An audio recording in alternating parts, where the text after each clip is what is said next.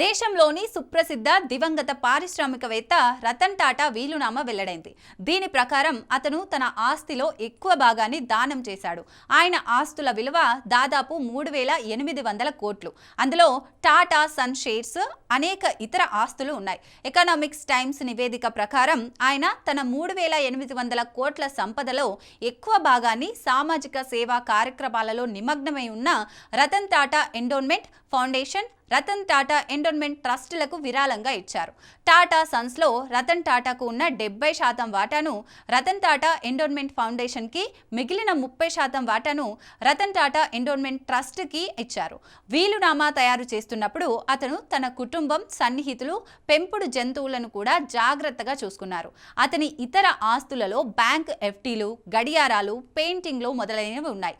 వీటి విలువ దాదాపు 800 కోట్లు. అందులో 1/3 వంతును అతను తన ఇద్దరు సవతి సోదరిమణులు షిరిన్ జేజోబోయ్, దీనా జేజోబోయ్లకు ఇచ్చాడు.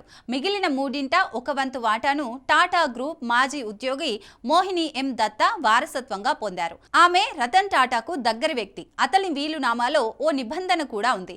దీని కింద వీలునామాను సవాలు చేస్తే వ్యక్తి వీలునామాలో అతనికి ఇచ్చిన ఆస్తి, హక్కులను కోల్పోతాడు. రతన్ టాటా సోదరుడు 82 ఏళ్ల జిమ్మీ నావల్కు జూహు బంగ్లాలో వాటా లభిస్తుంది.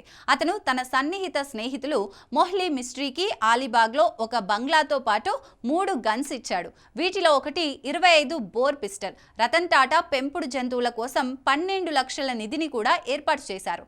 దీని కింద ప్రతి జంతువుకు ప్రతి 3 నెలలకు 30,000 అందుతుంది. ఇది వాటి నిర్వహణ ఖర్చుల కోసం కేటాయించారు రతన్ టాటా. దీనితో పాటు రతన్ టాటా మేనేజర్, వ్యక్తిగత సహాయకుడు శంతను నాయకుడు, పొరుగున ఉన్న జేక్ మాలెట్ విద్యా రుణాలు కూడా మాఫీ చేశారు. ఈ వీలునామాను అమలు చేయమని బాంబే హైకోర్టులో దరఖాస్తు దాఖలయ్యాయి. కోర్టు ఆమోదించిన తర్వాత ఆస్తి విభజిస్తారు. దీనికి దాదాపు 6 నెలల వరకు సమయం పట్టవచ్చు. ఫిబ్రవరి 23, 2022న తయారు చేసిన ఈ వీలునామాలో 4 కోడిసీలు ఉన్నాయి. అంటే వీలునామా చేసిన తర్వాత దానికి చిన్న మార్పులు చేయాలి. చివరగా చేసిన మార్పులో రతన్ టాటా కొన్ని కంపెనీలలో కొనుగోలు చేసిన షేర్ల గురించి ప్రస్తావిస్తారు. ఇది కాకుండా వీలునామాలో ప్రస్తావించని కొన్ని ఆస్తులు ఉన్నాయి. వీటన్నింటినీ Ratan Tata endowment foundation, Ratan Tata endowment trust మధ్య విభజిస్తారు.